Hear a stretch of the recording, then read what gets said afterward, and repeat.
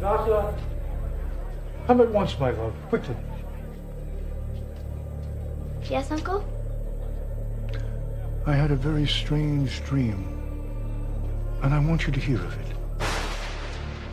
Behold, there were earthquakes upon the earth, and in time, two great dragons came forth, ready to fight against one another. And at their cry, all nations were stirred up to fight against the nation of the just. And the nation of the just was prepared for death. But the nation of the just cried out to the Lord. And as they were crying, the little spring grew into a great river and abounded into many waters. The sun rose up, and the humble were exalted, and they defeated the haughty. And that was the end of the dream. How can a little spring turn into a great river? Have faith, my love. The Lord, in his infinite mercy, will reveal its meaning. Until then, you must promise never to reveal to anyone that you are a Jew from the tribe of Benjamin. Never, Uncle? As God lives, there will be a time for you to remain silent and a time for you to speak. You shall no longer be called Hadassah. You shall be called Esther, a proper Persian name for a proper Persian girl. But, Uncle... And you must never again call me uncle. From now on, you shall call me teacher, for that is what I am. Do you understand, Esther? Yes, teacher. We must be careful. For God has given me this dream for a reason. Come to me, my love. Sing to me, my sweet.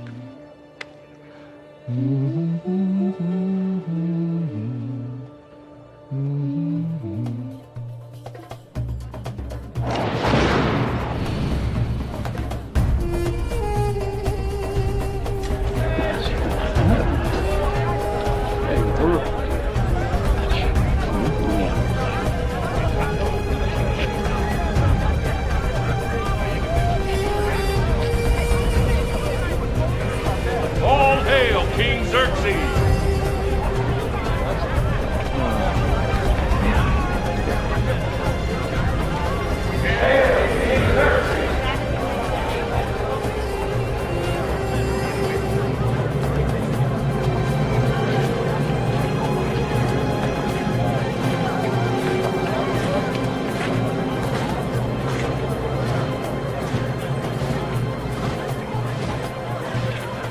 Esther?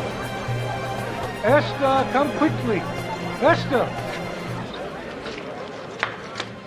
Yes, teacher. Oh, how do I look? As royal as the king himself. I fear it fits me not at all. I am only a modest man. Well, you're going to the royal banquet, and you must honor the king and his queen. How I envy her. You wish to be queen? No, I wish to be married. Esther, my love, you will marry when I find a suitable match. Have I no say in the matter? The Lord God requires of us obedience. It is he that made us, not we who have made him. Yes, teacher. Patience, my love. The Lord will reveal his will soon enough. I promise.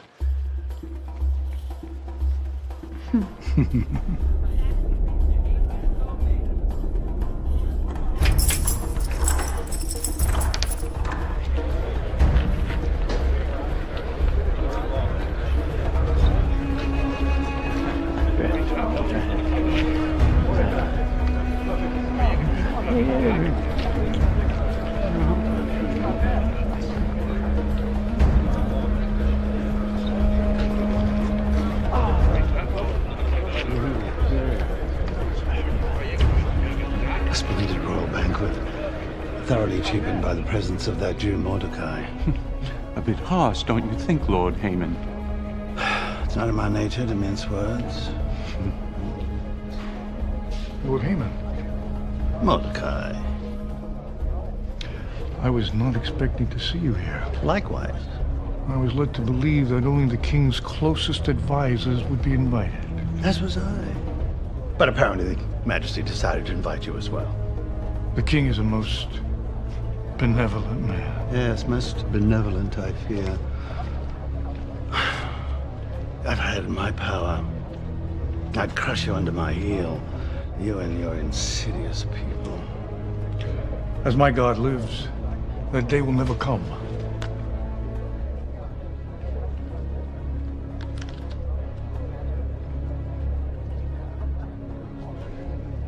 All hail King Xerxes! Nobles, advisors, and all royal servants, I extend to you my warmest welcome. I'm indeed pleased to celebrate with you the anniversary of my ascension to the throne.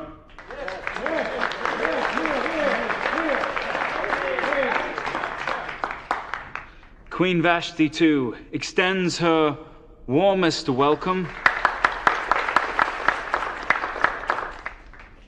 And where is our Queen Vashti? Does she not find our celebration rich enough? Perhaps she is unwell. Please avail yourselves of the food and wine, eat and drink without limit, for it gives me great pleasure to share this celebration with you. Let the feasting begin. All hail King Xerxes! Hail King Xerxes!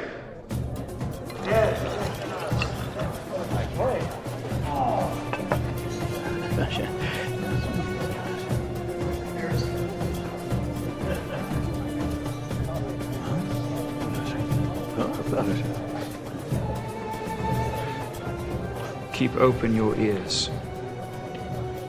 I wish to know exactly what my nobles and advisors are saying. By your word, Majesty.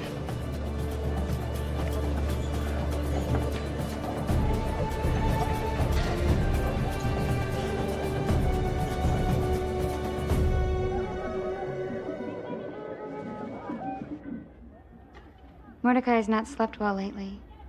He speaks of rumors and threats against the king.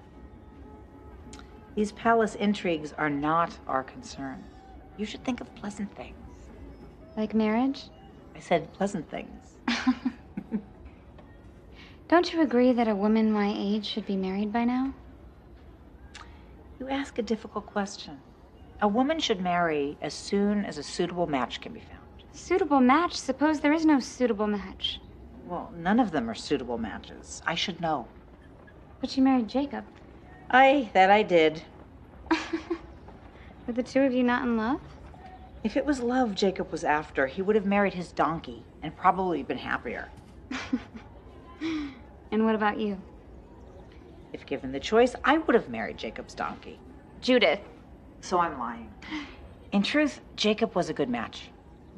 He's a hard worker when he works, and a good provider when he provides. You love him? Between children and grandchildren and all the things a woman has to take care of these days, who has time to think about love?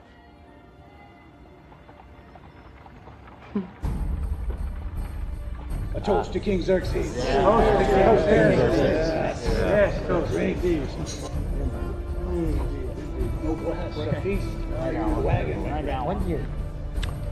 Queen Vashti is a mystery. Ever since the royal wedding, she's seen so rarely. Pity. She's more beautiful than any flower. Yes, but flowers fade.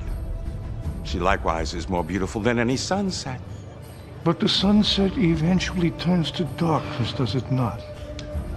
Then again, His Majesty believes her to be more beautiful than any jewel. But jewels can be lost or stolen. Mordecai, Yes? all that you say is true. Yet does not Vashti remain our queen? Then she should appear before us and receive our honor. As it is written, like a gold ring in a pig's snout is a beautiful woman without discretion. Yes. Come.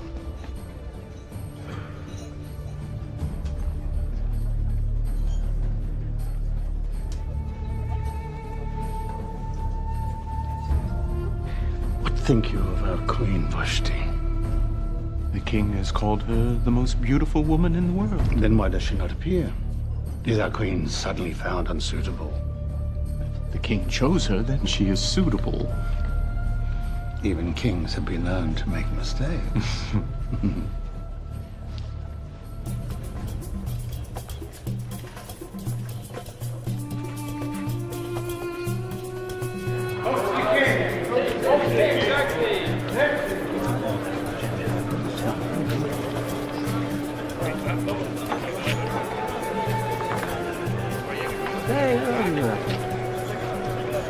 What news?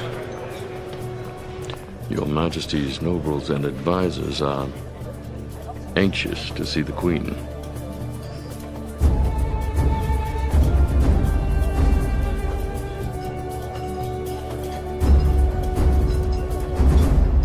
My good people, as much as I have endeavored to provide you with the finest in food and wine, I regret that I have withheld from you the greatest of all blessings, Queen Vashti. I shall therefore deny you no longer. And not a moment too soon. Sada, I command that the Queen Vashti join us here in the royal hall and dance for us. It will please me greatly to have her join me by my side. By your word, Majesty.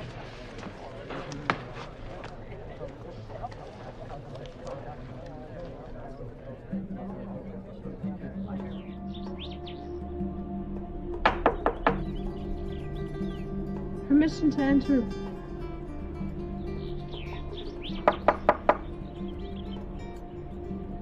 Permission to enter, Royal Mother. Granted.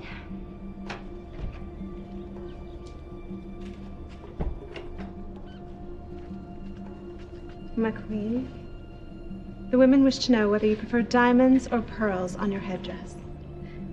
Cannot my husband, the king, afford both diamonds and pearls? Yes, that is so, Royal One. Then I shall have both. Yes, Royal One. It's the least that foolish man can do for me.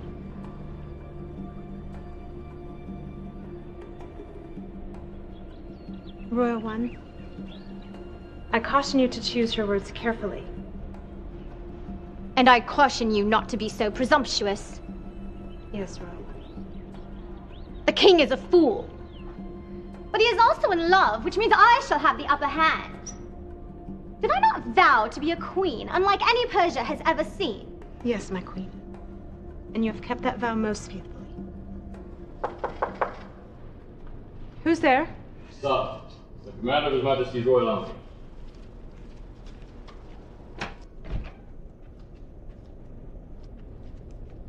I honor you, Queen Vashti. What is the meaning of this intrusion? The king has commanded your presence at once. You are to wear your finest garments and place a jeweled tiara upon your head. In such fashion shall you dance for His Majesty and for his guests. Is that what the king asks? No, Royal One. It is what the king commands. Tell him I'm busy. Royal One, I'm afraid you misunderstand. The king has commanded you to come before him and dance. Suppose I'm not in the mood for dancing. The king is also a warrior. When he commands his soldiers, they must obey. Very well. Have him command his army to dance for him. Royal One.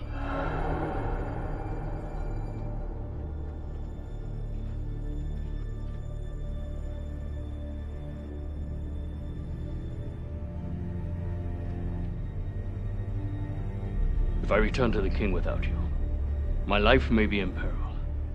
For the sake of my head, I ask that you do as the king commands. I care not for your head, nor for anyone else's. I have made up my mind. And even if His Majesty himself came to fetch me, I would not go. Now leave me! I find this conversation tiresome.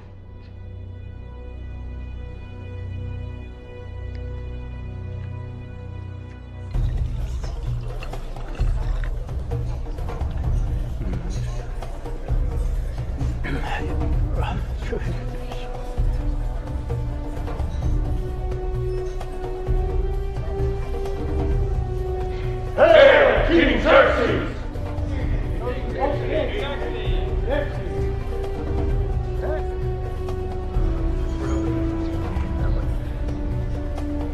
The Queen tarries. Perhaps she needs more time to make herself presentable. Or perhaps she is deliberately trying to keep us in suspense. You'll soon shall see. Sada, what is the meaning of this? Who dares disobey the king? The Queen, Your Majesty.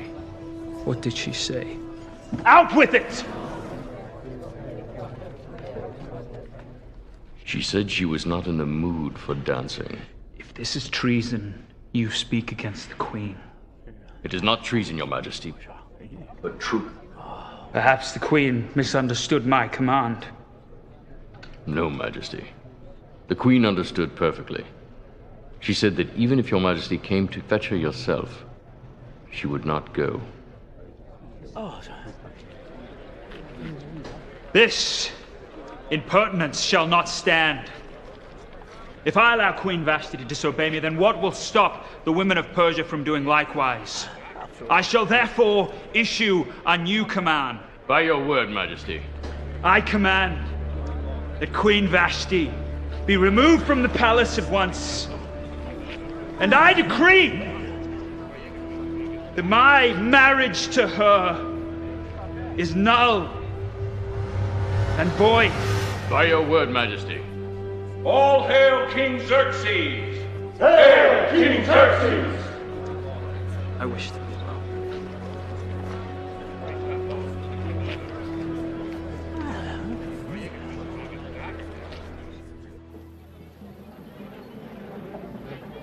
Esther! Esther! I have terrible news.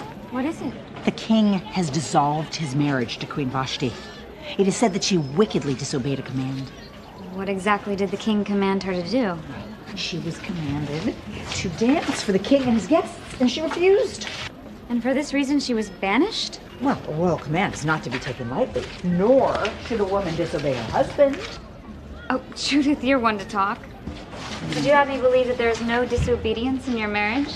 None whatsoever. Jacob does exactly what I tell him to do. Perhaps it is best that I'm not married. It is a complicated business. But not without its rewards. No. Judith, stop your gossiping. These palace intrigues are none of our concern. Oh, Miriam, I have terrible news. This is a disaster for the kingdom.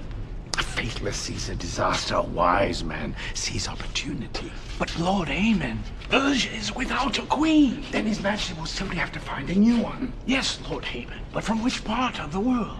All of our allies have run out of eligible brides. Well, then His Majesty will have to find a new queen amongst his own people. A young woman of nobility. Preferably a daughter of one of his closest advisors. What a pity it is that the gods have favored you with 10 sons and not a single daughter. But Caspar, have you forgotten that I have a daughter called Zara? Oh, forgive me, Lord Aemon, but she is but a child. That was yesterday. You know, children, they grow up so quickly. Oh, quickly enough for marriage. Indeed. You must take this proposal to the king at once. No, I'm far too modest to make such a proposal myself. No. That is why I'm relying upon you to make it for me. Me? But... Oh, faithful friend. I want the honor to be all yours. But,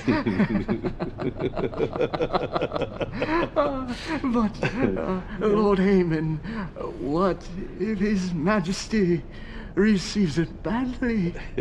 I may lose my head. But I will be supremely grateful for your sacrifice. Now, the King's Council will be meeting with the King soon. I want you to prepare well your speech. For my sake, as well as for yours.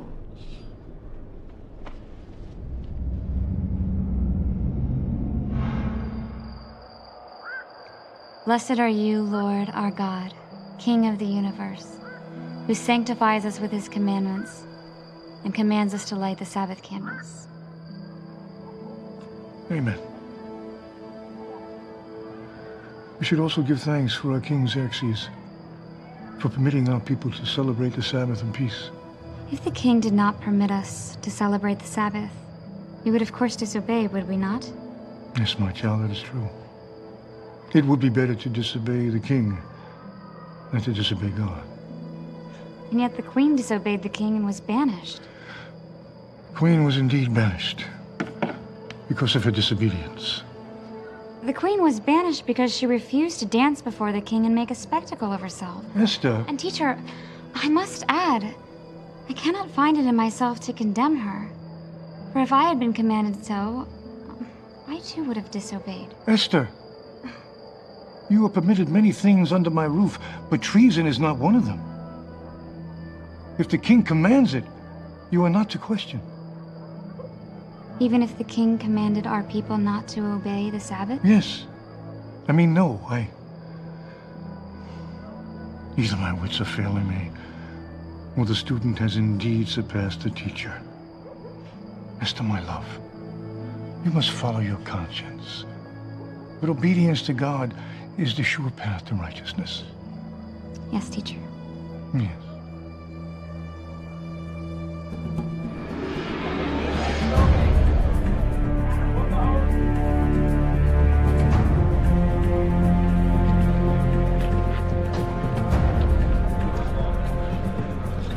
Place my trust in you. I warn you, do not disappoint me. Yes, Lord Haman. Oh, yeah. All hail King Xerxes! Hail King Xerxes!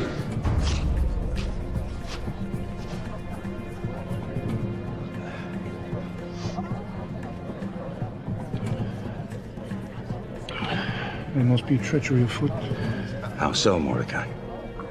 Haman's lips are moving. Providence has ordained that my head bears the crown.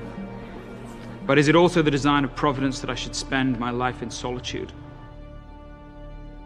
Is there no suitable queen for the king of Persia? Your Majesty, if I may have permission to speak?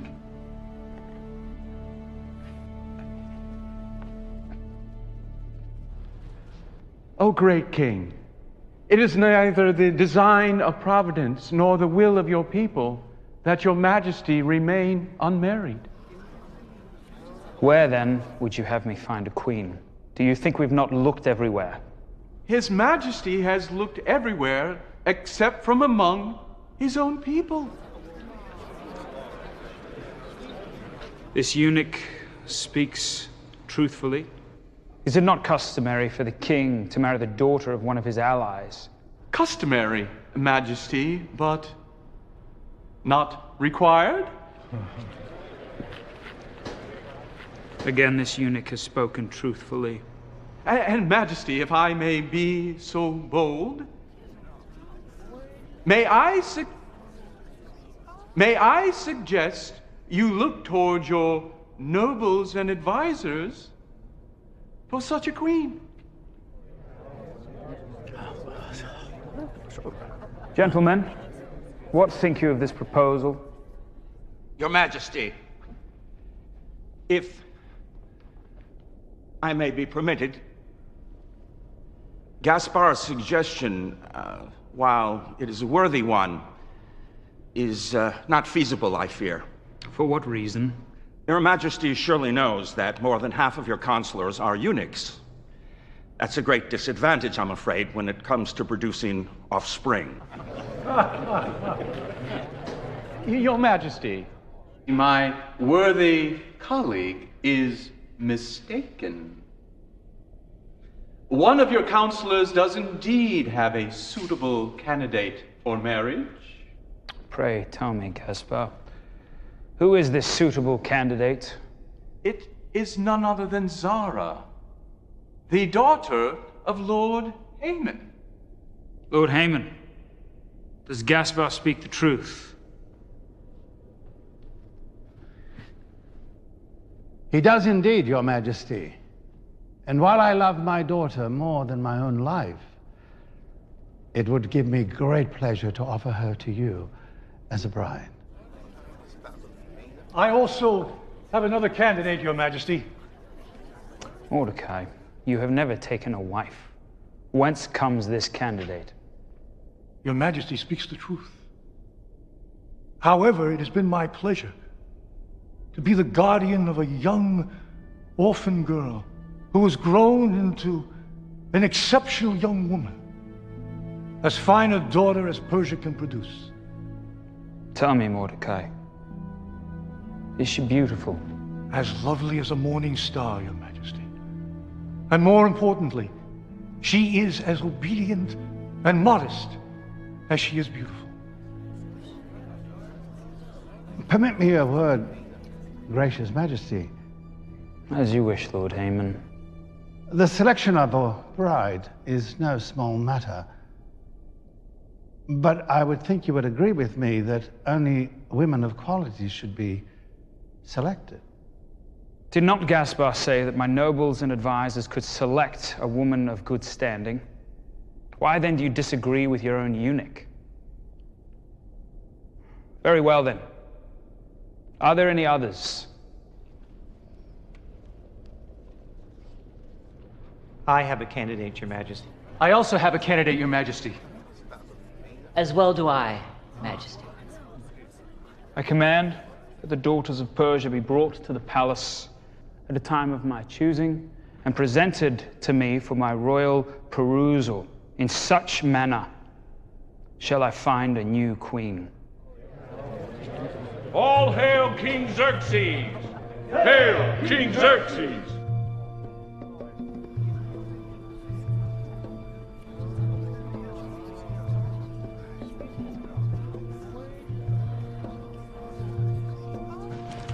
This is a disaster for the kingdom. Oh, a fatalist sees a disaster. A wise man sees an opportunity. Oh, silence, you foolish eunuch. Didn't I tell you to prepare well your speech? Lord Haman, I had no idea Mordecai would suggest a contest. Insolence, the nerve of that hapless Jew. He proposes that a stray, a cast-off become queen. Mordecai said she was an orphan. We know not the child's true circumstances, nor are we likely to find them out. Lord Haman, if she was raised by Mordecai, she is clearly unsuitable. What further proof do you require? Because Mordecai is cunning, if nothing else. Who knows what trickery this old Jew has up his sleeve? Lord Haman, I can confidently predict that whatever candidates may appear, they will be no match for your Tsar. Oh, what, your prophet suddenly, as well as a fool? Rarely are those two qualities captured in one man.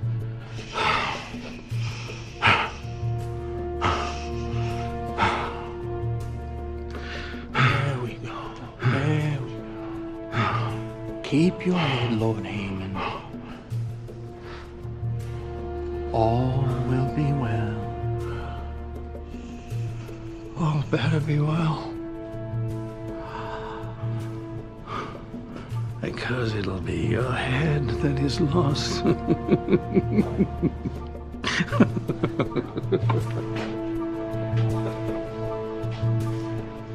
Haman?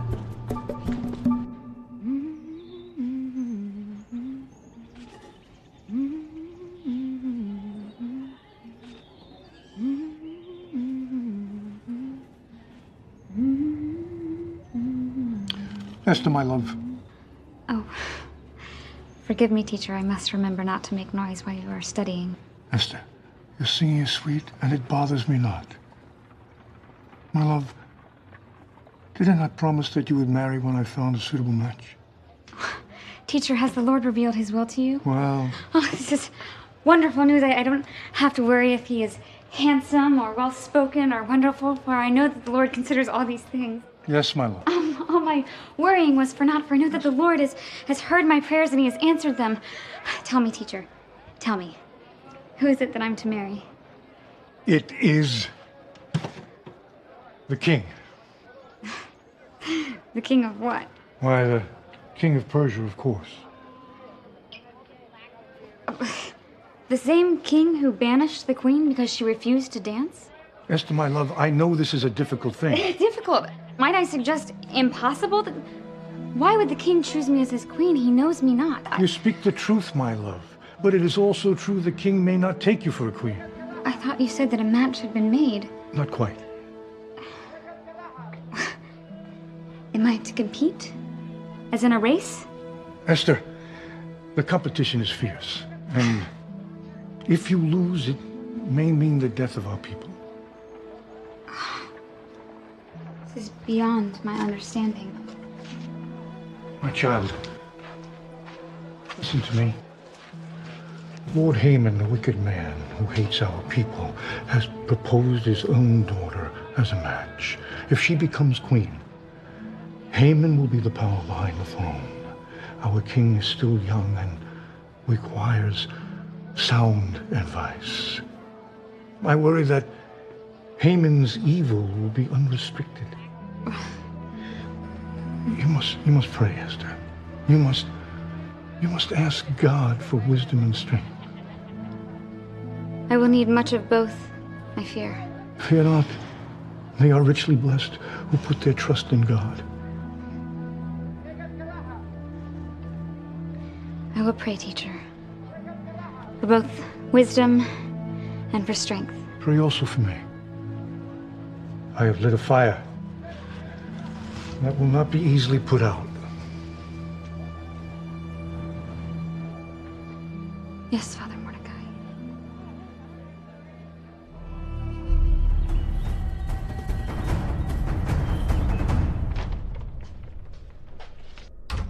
I honor you, Lord Haman. I'll honor you later. Fetch me my wife and be quick about it. Oh, begging your pardon, Lord Haman. Your wife left word that she is too busy to see you.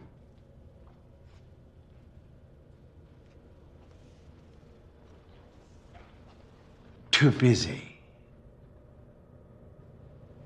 If my wife intends to follow the example of the Queen, tell her she can obtain the same results, only I shall banish her to the desert, and when the vultures have had their fill, she'll make a pretty fossil. Hush, husband. This foolish slave has taken leave of his senses. Now, still return to your chores. As you command, Lady Haman. My husband, what good news from the palace? There is none. Has the king rejected our daughter as his queen? He has not as yet. Then why did you insist the news is bad? Because of that Jew Mordecai. Thanks to his treachery, the betrothal is now a contest in which his own candidate is a rival to our daughter Zara. The impertinence of that man. Now, we'll have to depend on our daughter to win the affections of the king with her charm and beauty. You realize, of course, that puts us at a great disadvantage. Oh, have I not eyes, woman? If only the king were blind, and all our troubles would soon be over. Our daughter is not entirely unfair. And what of Mordecai's candidate? Have you seen her? I have not. Then perhaps his tension is for naught. Oh, unlikely. Perhaps Mordecai's too clever. Perhaps you give him too much credit. All I know is that Zara was not meant to have a rival. There, my husband, leave it to me. With some jewels and cosmetics and fine fabrics, I shall fashion our Zara into a worthy queen. That'll take an act of the gods. Is your ambition lacking? Never! I shall see the house of Haman rule. Then shall I have my revenge on those insidious Jews whose king exterminated my people. One task at a time, my lord.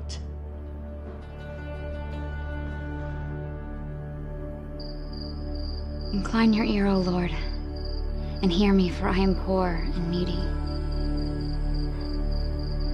You are my God. Save your servant who trusts in you.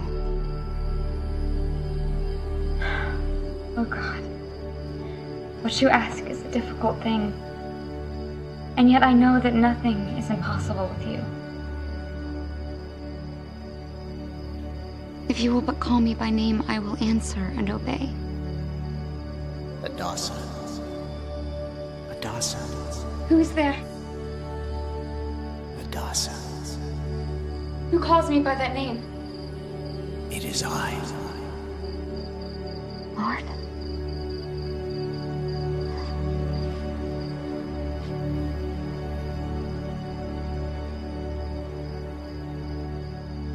Speak, Lord, for I am listening. Because I am with you, you shall not be harmed. For I am the Lord, the Holy One of Israel. Yes, God. There will come for you a time to keep silent, and a time for you to speak. For in all things shall I be glorified. My God, speak, and I will obey.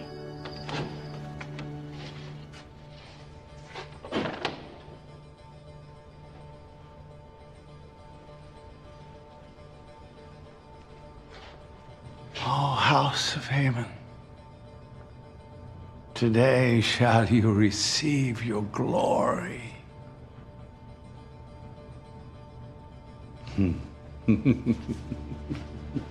Where is my wife? Is it success or failure? Patience, husband. The house of Haman did not become great in one day. No, but it can be ruined one day if my wife and my daughter fail me. We shall not fail. Nasir. Have a look.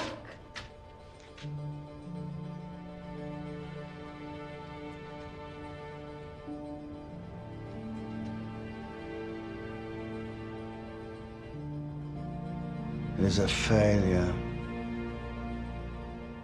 Ah, why have the gods not given me a worthy daughter? She is worthy. I didn't ask for a daughter as handsome as myself. If she had but a fraction of our beauty, all would be well. Hush, husband. You upset the girl. I will add a veil. It will add an air of mystery for the king. Nasir, fetch me my fabrics. If His Majesty is enchanted by a bolt of cloth, then he's a greater fool than he's been given credit for. Hush, husband. We shall not fail. All will be well. Oh, better be well. I tell you this day that either my daughter Zara will be crowned the Queen of Persia, or I will have no daughter at all.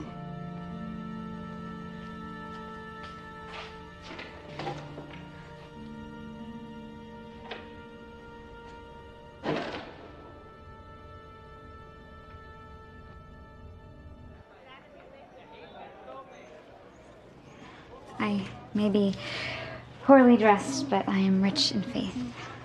My child, the palace will provide you with all the oils and perfumes and cosmetics you require. As much as she desires and more. I have everything I need. If she captures the king's heart, his eyes will not disagree. Forgive me, I have not cried so since my wedding day. Were they not tears of joy? Not precisely. We go to the palace. And may our God go with you? And be with your spirit, Judith.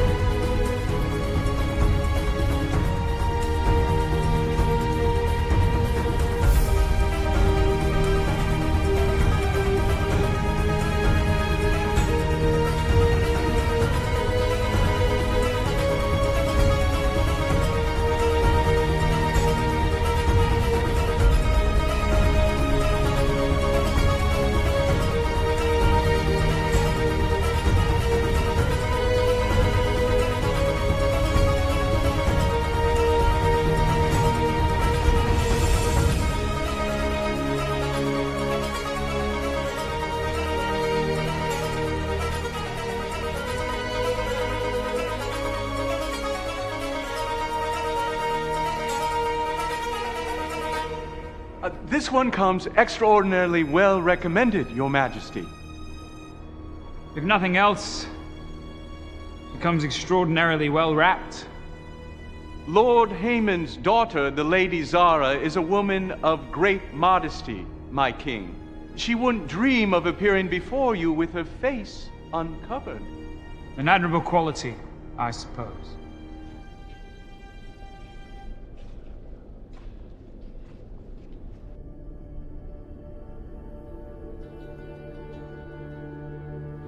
Can it be? Your Majesty? You there. Step forward.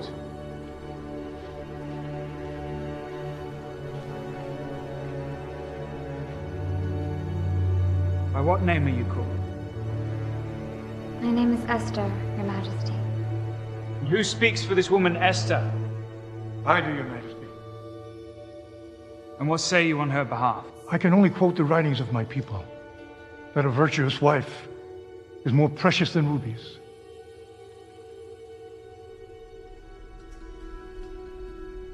Your Majesty, my daughter Zara comes from a noble house, whose lineage goes back many generations. She will make a charming wife, as befits such a fine and noble king. It is also written that charm is deceptive, but a woman who fears God will be greatly praised. Majesty, the superstitious ramblings of this Jewish malcontent should have no impact on your decision. Lord Haemon, has it not always been my pleasure to consider all advice? Indeed, Majesty. Indeed. Sada, escort these two great daughters of Persia to my chamber. I will summon them at my pleasure. By your word, Majesty.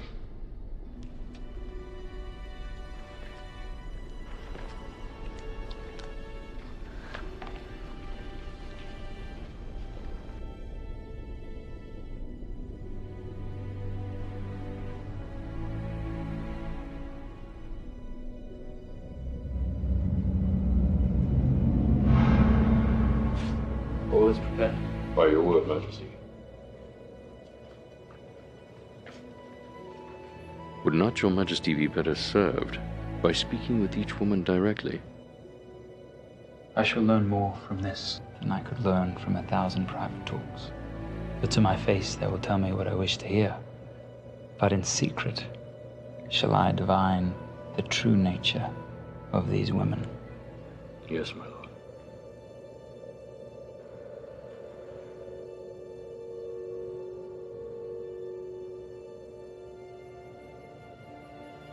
My lady, is this your first time to the palace? Yes, yours as well. And what think you of it? The palace? It's very palatial. Yes. Yes, it is. My lady, I suspect you're a woman of great beauty. Why then do you conceal yourself with silk cloths? Alas, I am not a woman of great beauty. This I cannot believe. It is my wicked parents who have hidden my face. They are hoping that the king confuses my disguise for modesty. For if he sees my face, he will be repulsed. This cannot be. May I be allowed to determine this for myself?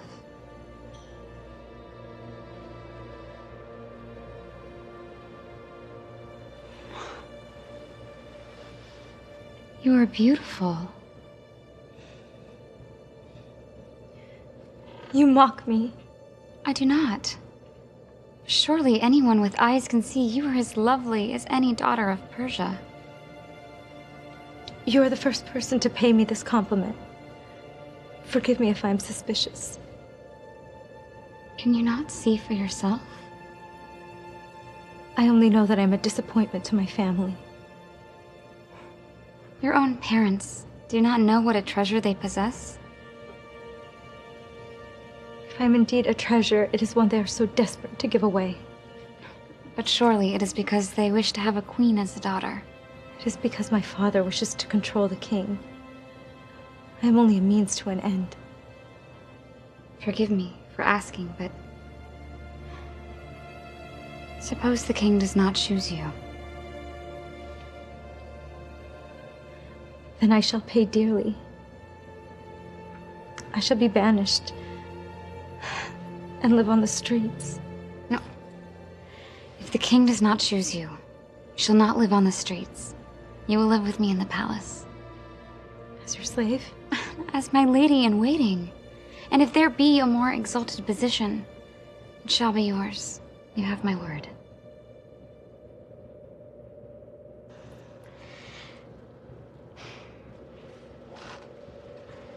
Summon Mordecai and Haman. I have made my choice. By your word, Majesty.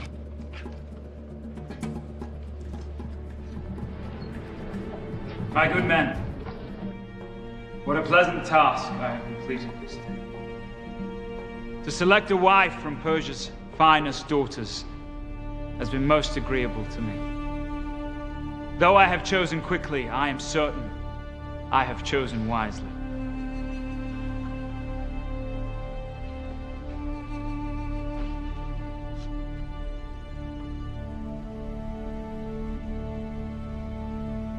Without further ado, it is Esther whom I have chosen to be my queen.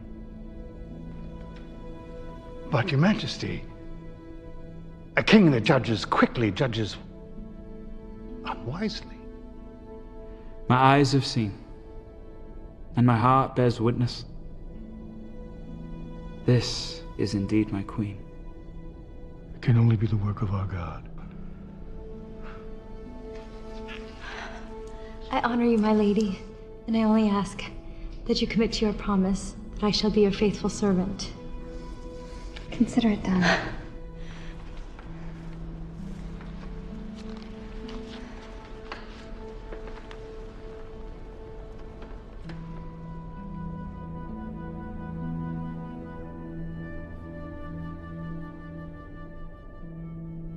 I shall therefore issue a royal proclamation. By your word, Great Majesty.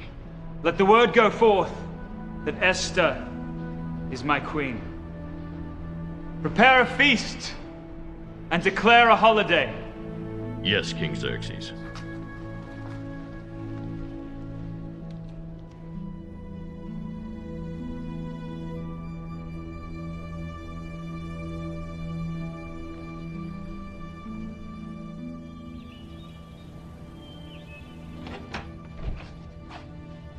I honor you. Oh, honor me later. Even the gods themselves are against me. And why is my husband roaring about like a lion? The house of Haman lies in ruins because of you. Because of me? Oh, it would be an amazing trick if I were able to conjure it.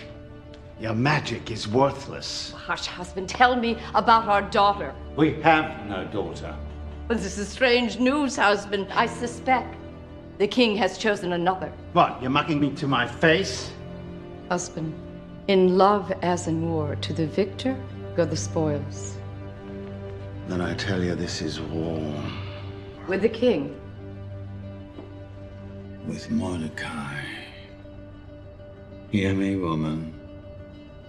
The house of Haman shall be redeemed.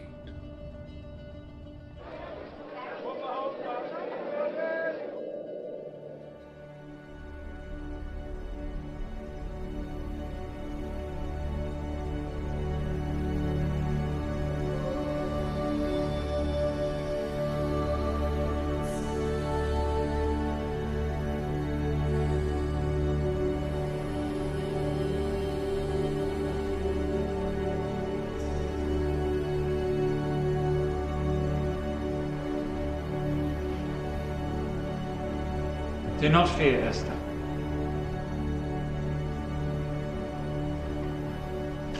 Only come closer.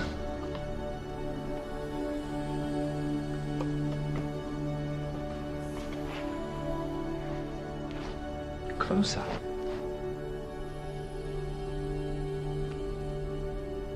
Are you indeed afraid? No, Great King. I'm in awe of your majesty and of your wisdom. How so? You have chosen me for a bride without having spoken a single word to me. Then come.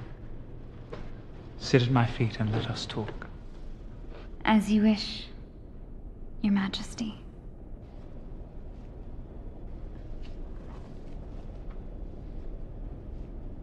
Are you comfortable? I must answer your majesty's question with another question. Ask. Is this always to be my position? At his majesty's feet? You are not of noble birth, and therefore you must take an inferior position. His majesty speaks the truth, but in marriage shall we not be equally yoked? My lady, I cannot raise you above the circumstances of your birth.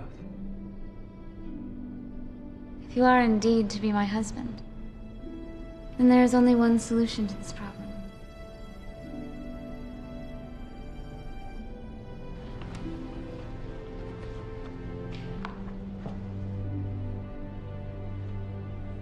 This is the solution you had in mind.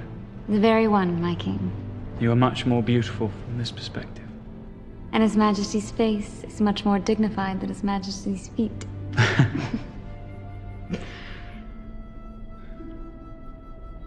Will you be an obedient queen? That is all I ask. Will you be a faithful husband? That is all I ask. My love for you is as great as my love for Persia. And I shall obey you, as I would obey my God. My queen exalts me. It was Mordecai who taught me thus. You have learned well. I wish our wedding was tonight. Patience, my king. We have only just engaged. He's not the king entitled to get what he desires.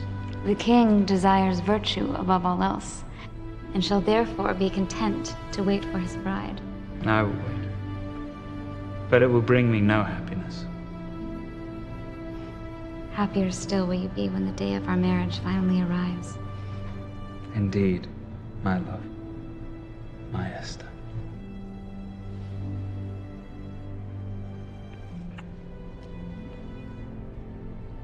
Now you must go, before immodesty takes hold of you. I fear no such thing, for you are a king. But I'm also a man. Now go. As my king commands, I shall obey. Good night, sweet king. Good night, dear Esther.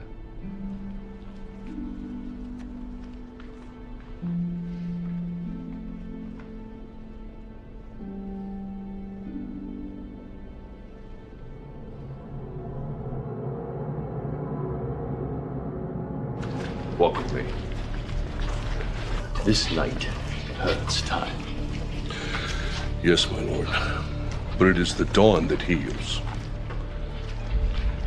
The time has come for us to act. Agreed. You delayed long enough, while our foolish king follows his heart and not his head. And Persia grows soft as the consequence. Indeed. I tell you, Taras, when I seize the crown, Persia will again be great. The army stands behind you, my lord. Yes. Their patience shall be rewarded. For soon they will dip their spears in blood. We strike at midnight. I honor you, my lord. Prepare the men.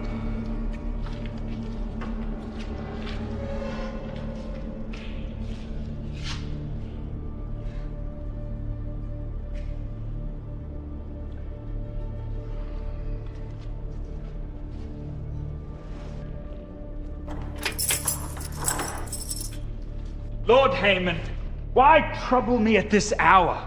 Gracious Majesty, I have a thorn in my side. Shall I help you remove it, along with your head? Gracious Majesty, have I not been a loyal servant? Your fidelity is unquestionable, Haman. Since you have chosen Mordecai's candidate as your queen, It occurs to me that I'm less esteemed as a result. Your worthiness is not diminished in my eyes. Yes, maybe not in His Majesty's eyes, but in the eyes of my peers. What would you have me do? Oh, Your Majesty, if it not be too great a request, it would please me well if you could make me the King's Prime Minister. Prime Minister? It is simply another title, Lord Haymon. Yes, but one that will require your people to bow before me. Very well, Lord Haymon. Is there no peace for the king? Who calls? Mordecai, Your Majesty. Mordecai, my friend. Enter. 1,000 pardons for the lateness of the hour, Your Majesty. Am I not still awake? Your Majesty, I have a matter of great importance to discuss. Well then, keep us not in suspense, Mordecai. It is a matter that concerns the king. I am now the King's Prime Minister. What concerns the king concerns me. Merely another title.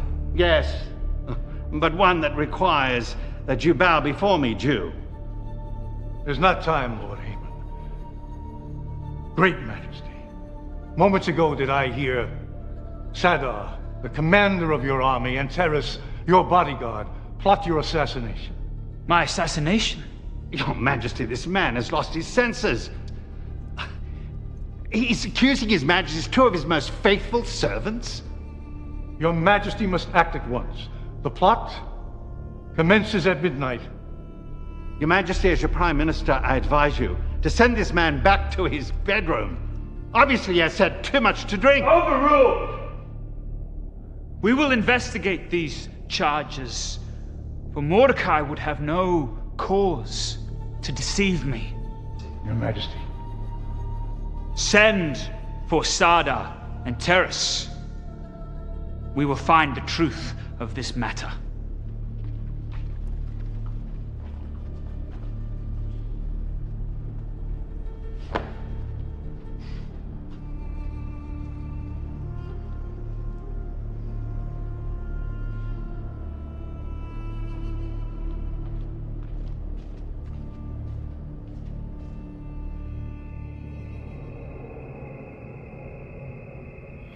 What troubles my husband now? Have another of his schemes come to naught? Taunt me no further, woman, or I shall banish you, as I have banished my daughter. Yes, husband. Banish me to the palace where I too shall serve Queen Esther. Now silence! Am I not the King's Prime Minister? Is not everyone required to bow before me? Why does this revolting Jew Mordecai refuse to pay me honor? I suspect he has found favor in the king's eyes. This Mordecai shall not live, and neither shall his people. Propose you then murder? I shall arrange for their execution. Fine, subtle distinction, but a difficult task, for the Jewish people are very loyal to their king. And what if they were found to be disloyal? An unlikely event? I must get my hands on as much of the Jewish writings as I can find. Does my husband wish to turn Hebrew? Mordecai. He quotes his people's writings selectively, but not fully, I suspect. There's only one way to discern this. Will you read all the writings, husband? I won't read any of them. It shall be done for me. And suppose no treason is found? Then I shall create treason. We shall gather the great architects of Persia and have them design gallows fit for Mordecai the Jew. Finally, my wife comes up with a sensible idea.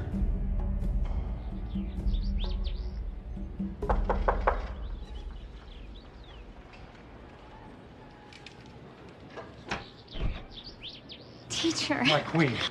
Oh. And my dear sweet Judith. My darling child. I mean, my queen. Oh.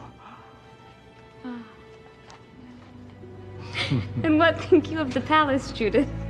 It has so many rooms. A person could get lost. Yes. Who is this lovely young girl? Oh, this is Zara, Lord Haman's daughter. I honor you, Mordecai. This beautiful woman is Haman's daughter? I confess to the truth of it, but with no gladness of heart. My lovely girl, I fear for your life. Your father is a proud man, easily angered. I have no concern for my life, for Esther has promised to take care of me. Yes.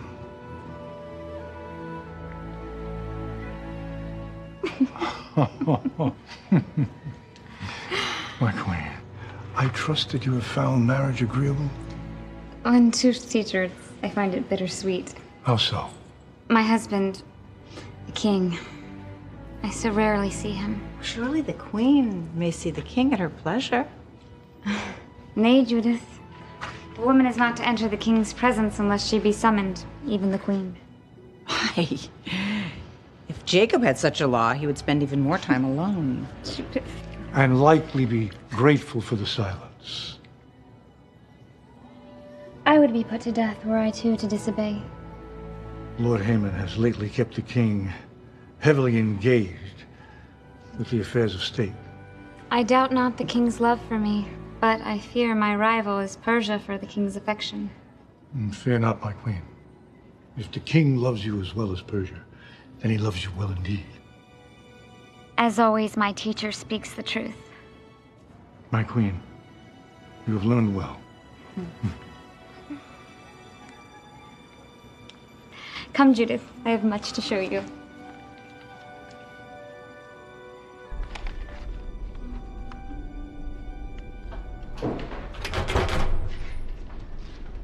All hail King Xerxes of Persia! Hail King Xerxes! Lord Haman, I should have chosen you for a consort, for I spend more time with you than I spend with the queen. Your Majesty, this is a matter of extreme urgency. For the sake of your neck, Lord Haman, I require that it be a matter of life or death. Your Majesty, this is a matter of treason. Treason? Am I surrounded by nothing but conspirators? If my throne is in peril, Lord Haman, why then are we completely unaware? Because, Your Majesty, the threat comes not from without. The threat comes from within. And only now you bring this to my attention? Your Majesty, there is a group of people in your kingdom who are disloyal. And who are these disloyal people? The Jews, Your Majesty. The Jews? Yes. Their first allegiance is not to you, great king. They support another. Impossible. The evidence lies here before you. Am I Jew, Lord Haman? That I can read such things? Then allow us to translate.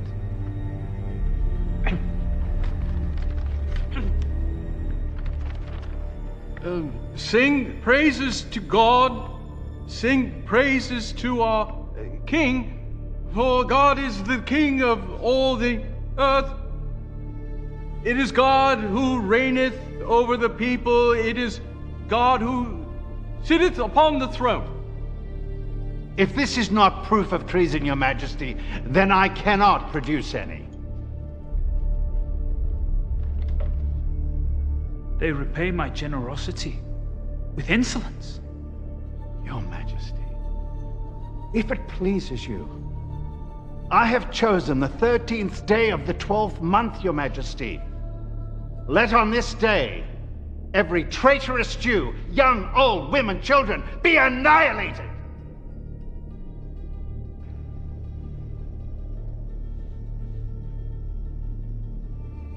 Zada, let it be done as Lord Haman commands.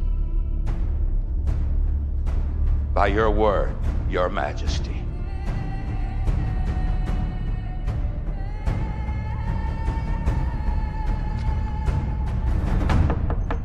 Who calls? The ladies are, Your Majesty. Enter at once. A visitor to see Your Majesty? Enter.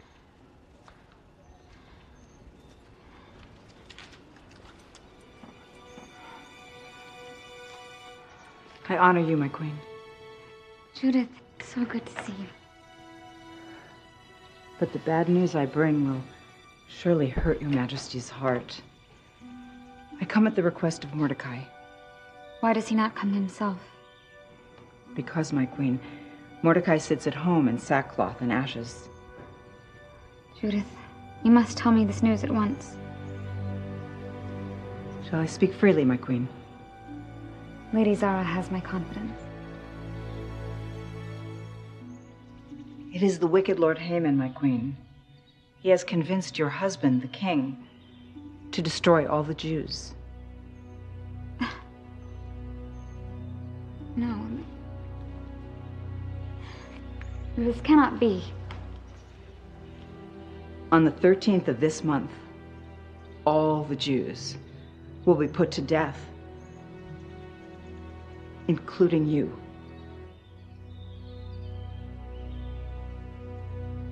I've said too much. Zara, I beg you to keep this a secret. My lady, I would never betray you. My father is an evil man, and I beg you 1,000 pardons. It's no fault of yours, Zara. There's no need for forgiveness.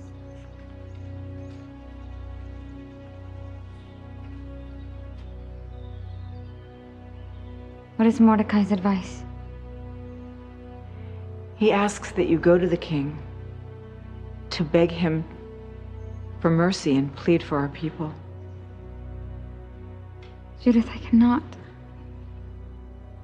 For no woman is permitted to enter the king's presence without being summoned. Even the queen must obey this law. Then this is Mordecai's answer.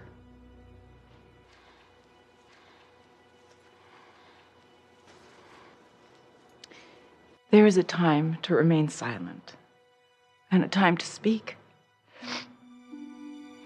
But if you remain silent now, you and your people will perish. Is it not possible that you have come to your royal position for such a time as this? Judith, for such a time as this.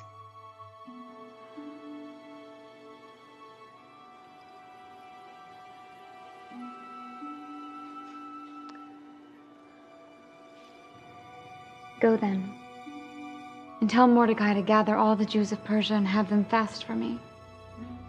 I shall not eat or drink for 3 days, day or night, and I shall do the same.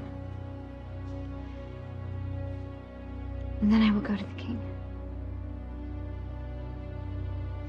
And if I perish, I shall perish. It will be done as you say, my queen.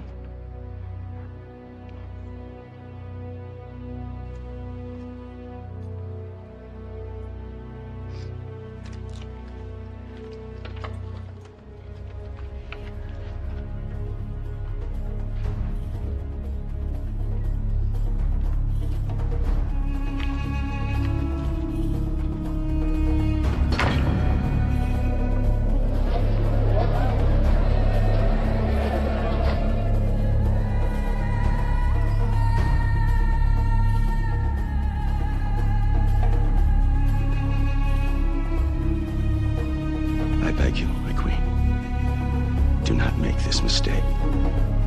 The king is a man of his word, and you will surely be put to death. Zara, do not fear. Now take me at once to the king. I honor you, Queen Esther.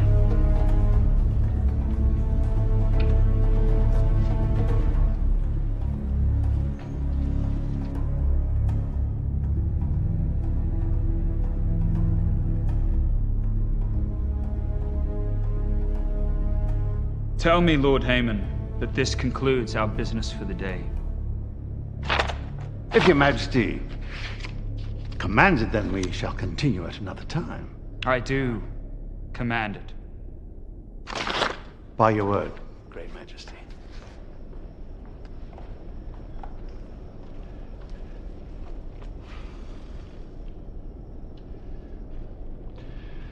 I honor you, King Xerxes. What is the meaning of this intrusion?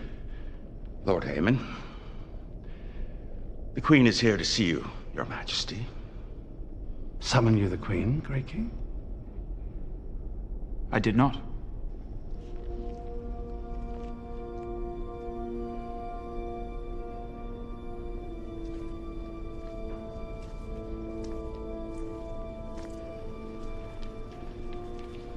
Esther, my queen. Forgive my transgression, Your Majesty, for I know that your word is the law. Forgive my transgression, my love. For because of Lord Haman, I have placed the affairs of the state above the affairs of the heart. If it pleases Your Majesty, I would like to make a request. It does indeed please me. My petition is this. Let Your Majesty come tomorrow to a banquet which I will prepare, you and Lord Haman. Then I will make my request known. What say you, Lord Haman? Your Majesty, I wouldn't dream of declining such a gracious invitation. Then let it be done. Thank you, my king.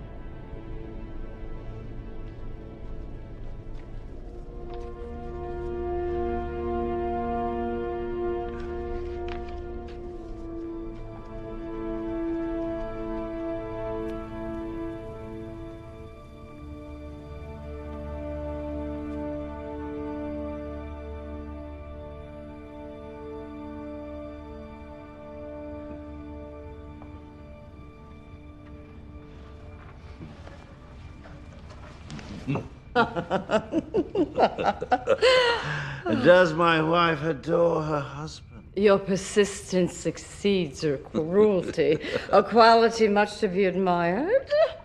Do we not have everything? A great name. And vast wealth. And revenge. And with the king under my thumb, the house of Haman rules.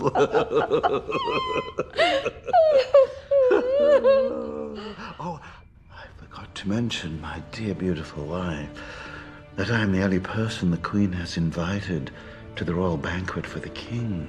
Queen Esther? What a bizarre invitation. Surely she knows what will become of her benefactor Mordecai. Mention not that name. His demise will be soon enough. It is the Queen who arouses my suspicion. Harbor no such thoughts, dear wife. It is the king who controls the Queen, but it is I who control the king.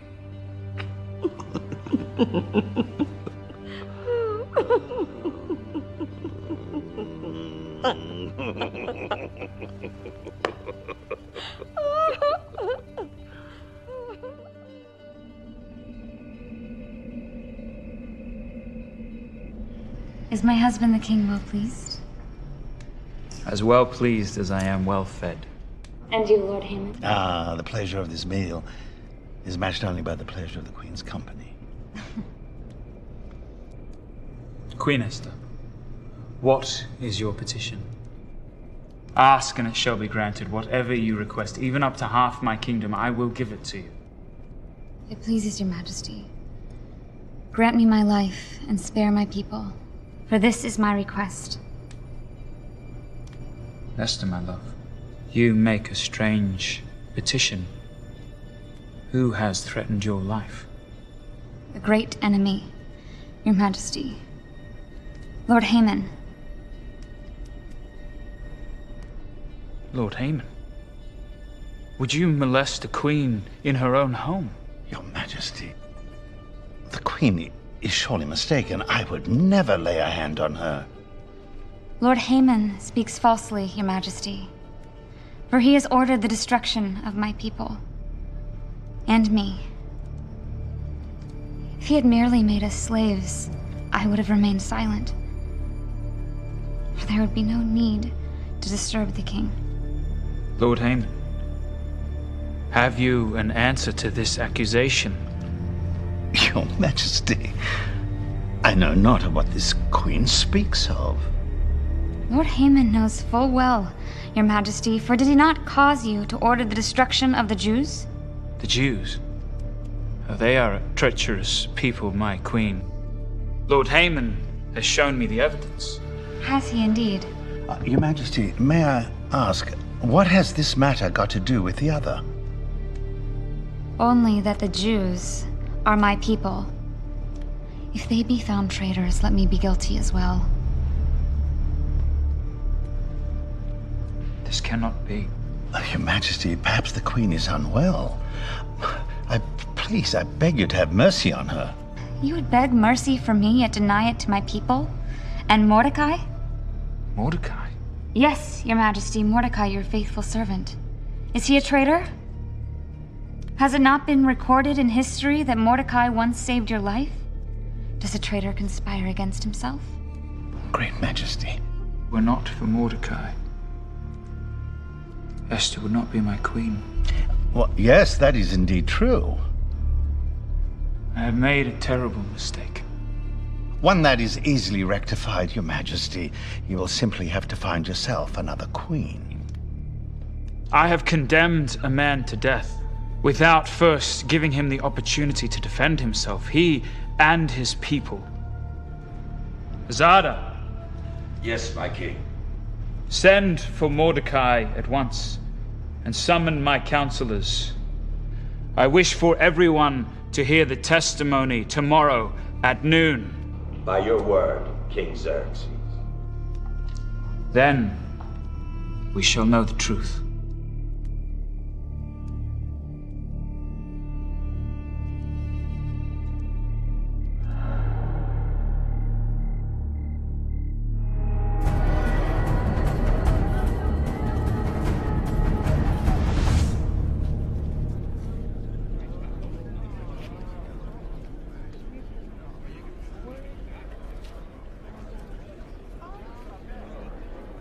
All hail King Xerxes of Persia! Hail King Xerxes!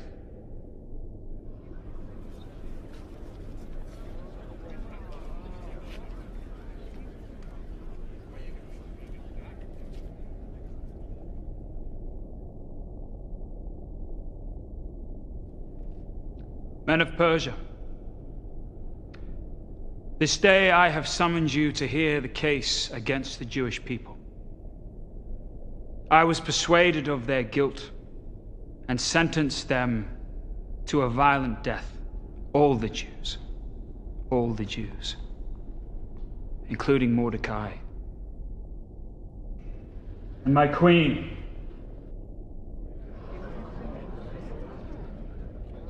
But as Lord Haman once pronounced, the king who judges quickly judges not wisely, and in this event he is correct. Therefore, I shall ask Lord Haman again to present his case against the Jews, but this time Mordecai will be allowed to defend the Jews.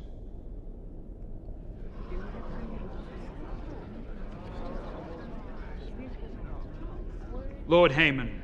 Your Majesty, as I believe I have so eloquently proven, that the Jews are a traitorous people who honor their God and despise their king. And as their writings also affirm, it is their God who rules them, and it is their God who sits upon the throne.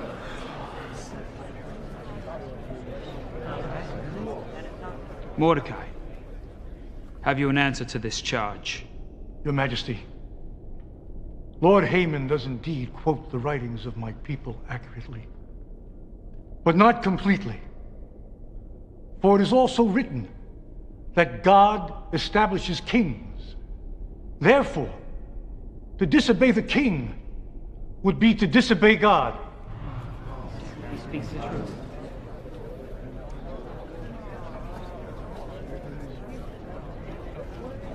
Mordecai, I must ask you in truth, if you are and always have been an obedient servant to me.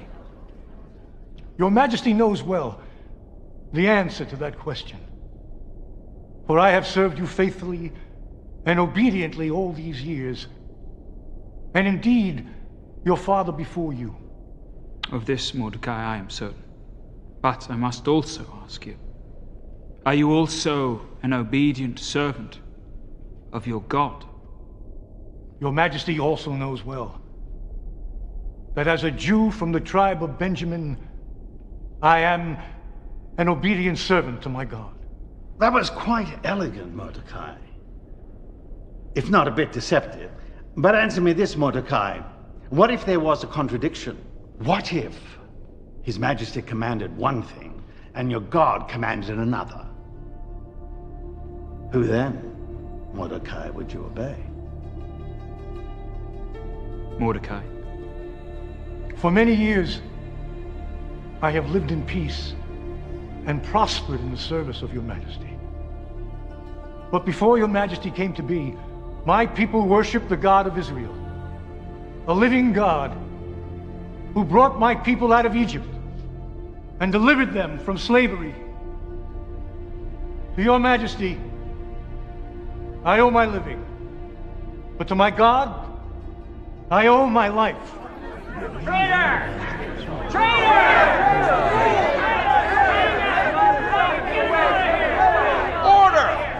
Order!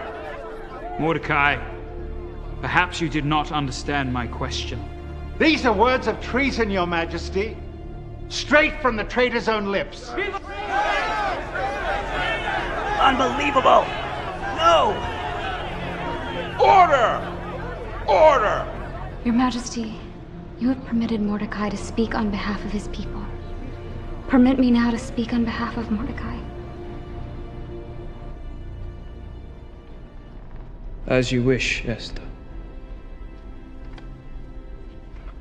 Your Majesty, have you not always granted the Jewish people the freedom to worship their God in peace?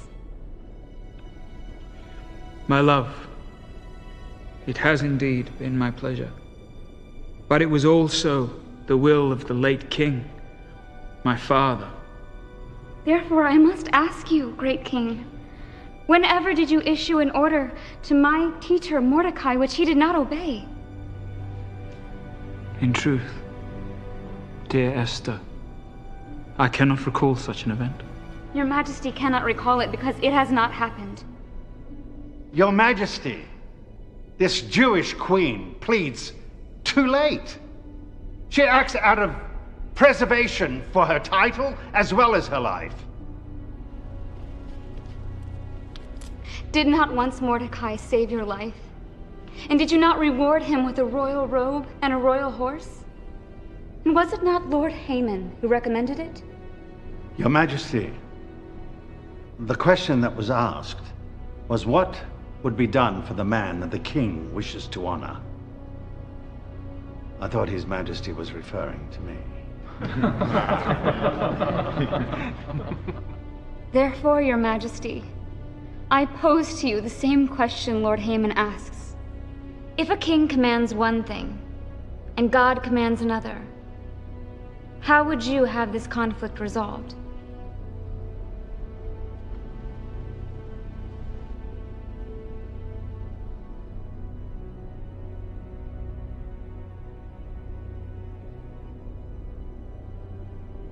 I would have a man follow his own conscience. For even kings have been known to make mistakes.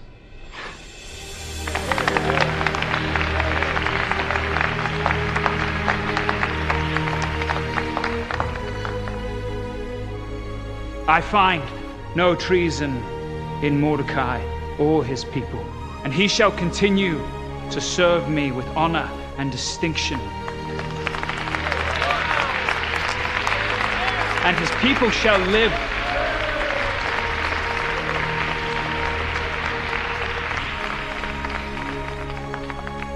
Lord Haman, I am not yet finished with you, for we must still address the issue of your treason. My treason? For the havoc you have created, and for the terrible advice you have rendered as Prime Minister, I hereby sentence you to death. And I command that a gallows be built as quickly as possible with which to execute you. Gracious Majesty, in his infinite wisdom, Haman has already prepared such a gallows. Though it was tailored for Mordecai, I am sure you will find it for him a perfect fit.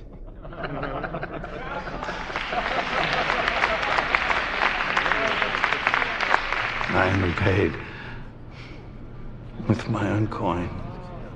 To the gallows at once, Azada. I honor you, King Xerxes. Remove at once Haman's royal robe and place it upon Mordecai, for it is Mordecai who will now be my prime minister.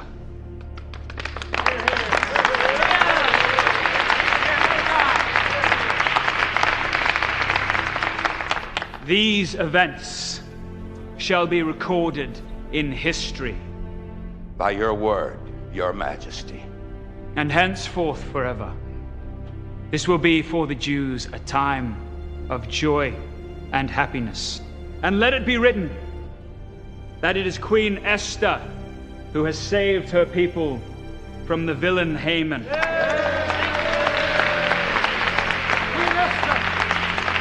Azada, take this man away. It shall be done, as you say. Mordecai, now that you are second in rank to the king, command a banquet to be held, with much food and wine. Your Majesty. For I would command it myself, but I wish to be alone with my queen.